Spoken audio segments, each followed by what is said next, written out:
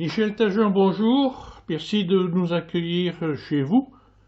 Vous êtes la dernière lauréate du prix Francis Jam du Salon du Livre de Vic en Bigorre, qui s'est tenu en septembre 2020 pour votre recueil de nouvelles Dérapage. Oui. Dérapage publié chez Cairn, Latitude Sud. Devant son succès bien mérité, votre public qui vous suit depuis vos deux précédents romans, Le Petit Cagot, Anna ou l'oubli, tous deux également publiés chez Cairn, aimerait vous connaître un peu mieux et tout particulièrement votre cheminement littéraire. Après avoir été professeur de philosophie et peintre reconnu, pourquoi avoir choisi l'écriture? Pour expérimenter un nouveau moyen d'expression, d'une part, et ensuite parce que j'avais envie de raconter des histoires, de prendre le temps de camper des personnages, de les mettre dans des situations qui répondent peut-être à une expérience commune, donc qui disent quelque chose de notre condition. Et pourquoi cette fois-ci avoir choisi le genre nouvelle plutôt que le genre roman? J'aime beaucoup la nouvelle. Je sais que la nouvelle est peu prisée en France. Elle a beaucoup plus de succès dans les pays anglo-saxons, mais nous avons en France aussi de grands écrivains comme Maupassant, Flaubert, Le Colette, Le Glézio, qui ont donné au genre ces lettres de noblesse et qui ont écrit des nouvelles absolument magnifiques. Francis Jam lui-même a écrit 2 nouvelles, autant que je me souvienne. Ce qui me plaît particulièrement dans la nouvelle, c'est la concentration du récit. Il faut aller à l'essentiel, ne retenir que ce qui est pertinent pour l'histoire.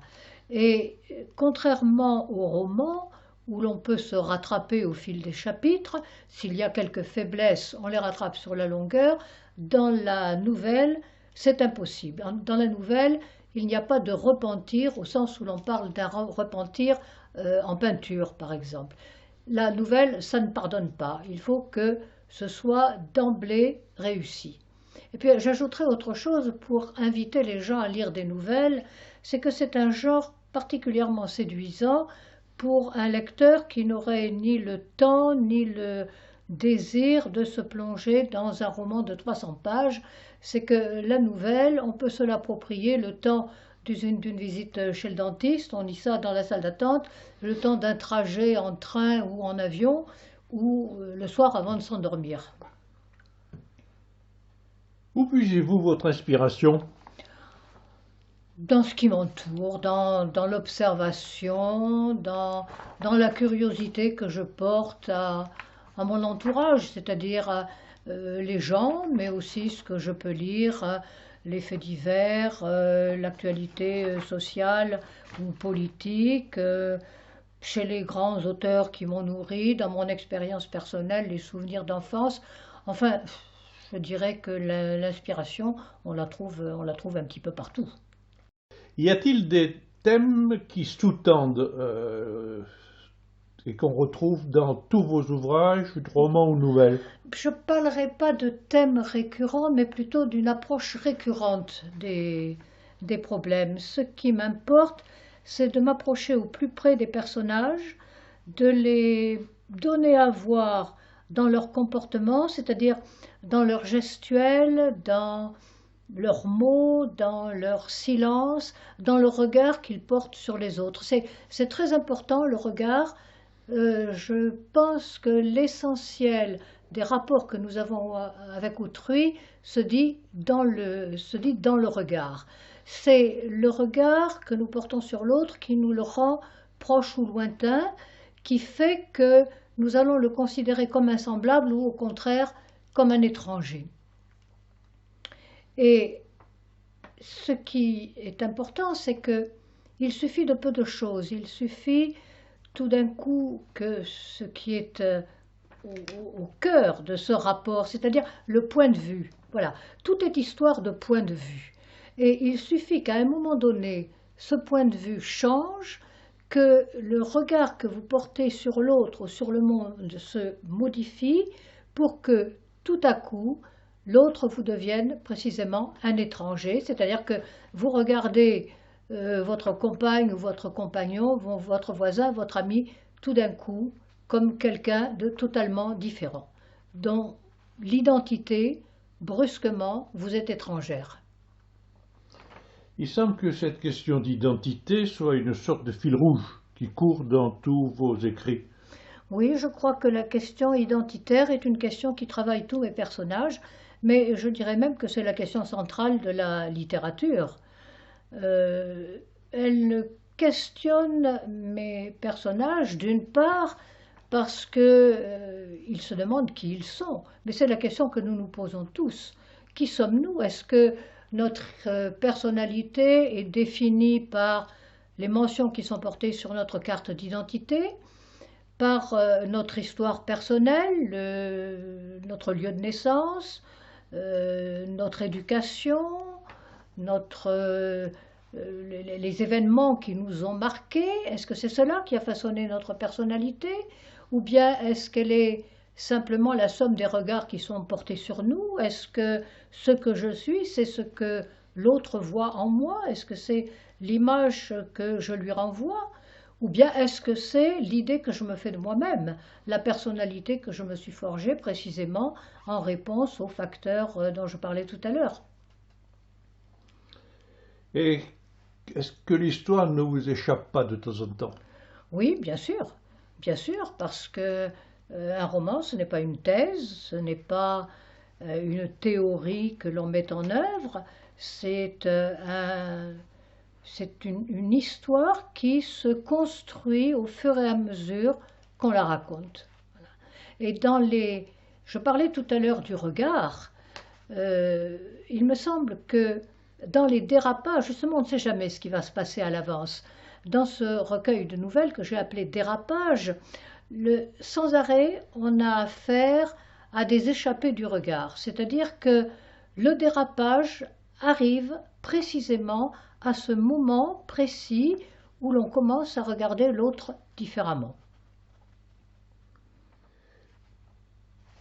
Dans votre dernier roman, qui vient de paraître, La chute de la maison Lacaze, le passé tient une place essentielle.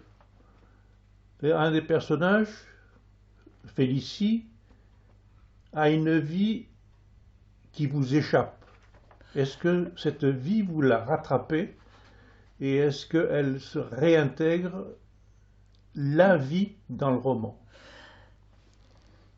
Ce que vous dites de Félicie, je crois qu'on pourrait le dire de beaucoup de mes personnages de romans. Je disais tout à l'heure que l'histoire, elle se construit au fur et à mesure qu'on la raconte. Et effectivement, parce que je ne sais rien a priori de mes personnages. Le passé échappe. Par exemple, dans Anna ou l'oubli, le passé d'Anna a été oublié. Et de la même façon, nous échappe aussi le passé de Félicie, ce personnage dans La chute de la maison Lacaze, on n'en sait rien au départ.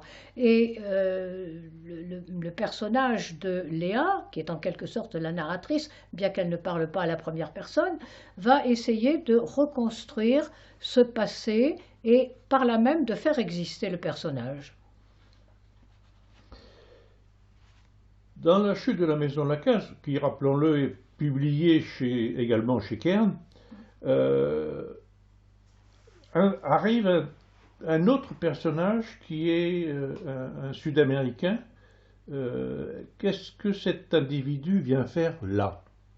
Bon, la maison Lacaze, c'est une maison que Léa, le personnage principal du roman, a achetée sans rien connaître de cette famille Lacaze qui y a vécu à la fin du XIXe siècle et au début du XXe siècle. La seule chose qu'elle en sait, c'est que le cadet de cette famille a émigré en Amérique du Sud, c'était très souvent le cas pour les cadets de famille à cette époque-là, qu'il avait une sœur, Félicie, que cette sœur a été mêlée, semble-t-il, à un fait divers assez tragique, qu'elle a disparu et qu'on ne sait absolument pas ce qu'elle est devenue. Ce frère va essayer de comprendre ce qui lui est arrivé sans jamais y parvenir. Et un siècle plus tard, frappe à la porte de la maison Lacaze un descendant de l'émigré qui arrive donc lui aussi d'Argentine, et Léa va entreprendre de lui raconter cette histoire et de renouer avec cette vie de Félicie dont on ne sait rien. Et finalement, les personnages, aussi bien ce personnage d'Ernesto, donc cet Américain qui arrive, que le personnage de Félix, dont lui a quelques souvenirs, ces personnages vont tisser entre eux une espèce d'étoffe dans laquelle va se lire la vie des principaux protagonistes. En fait, vous allez réinventer la vie de Félicie. Absolument, mais c'est cela, la vérité d'une fiction. La vérité de la fiction, ce n'est pas une vérité qui serait donnée a priori et que le récit aurait pour but de dévoiler. La vérité d'une fiction, elle est engendrée par l'écriture elle-même. On pourrait supposer que le roman, la vérité romanesque, est que le terme même de vérité ne s'applique pas à la fiction romanesque précisément parce que c'est une fiction. En réalité, il y a une vérité du roman. Elle tient d'abord dans la vérité des personnages, c'est-à-dire dans leur cohérence interne, dans le fait qu'ils nous renvoient à une expérience que nous avons pu vivre nous-mêmes, donc ils sont le reflet d'une part de la condition humaine. Elle tient aussi, cette vérité, à la vraisemblance des situations, au fait que ces situations sont elles-mêmes un écho d'expériences que nous avons pu vivre. Mais surtout, ce qui est essentiel, c'est que cette vérité-là, elle est une vérité que ne peuvent atteindre aucune autre forme de récit. Pourquoi? Eh bien parce que dans le témoignage, par exemple, ou dans le récit d'une histoire vécue, ou dans le récit historique, le conteur, quel qu'il soit, est limité par la véracité des faits. Il est tenu et contraint par l'exactitude factuelle. Alors que l'imagination romanesque, l'empathie dont fait preuve l'écrivain, nous permet d'accéder au plus intime de l'être, au tréfonds même de la conscience qui échappe à un relevé factuel des événements. Et ainsi, nous accédons à une vérité qui, me semble-t-il, est infiniment plus profonde que celle totalement extérieure que nous avons dans les autres formes de récit. Cette vérité-là, c'est pas, encore une fois, comme je le disais tout à l'heure, ce n'est pas une vérité qui nous est donnée et qu'on découvrirait, c'est une vérité qui se crée et qui se crée par l'écriture. C'est une vérité qui n'existe que par l'écriture, mais en même temps qui atteint à quelque chose d'infiniment plus profond, d'infiniment plus essentiel que n'importe quelle autre forme de récit.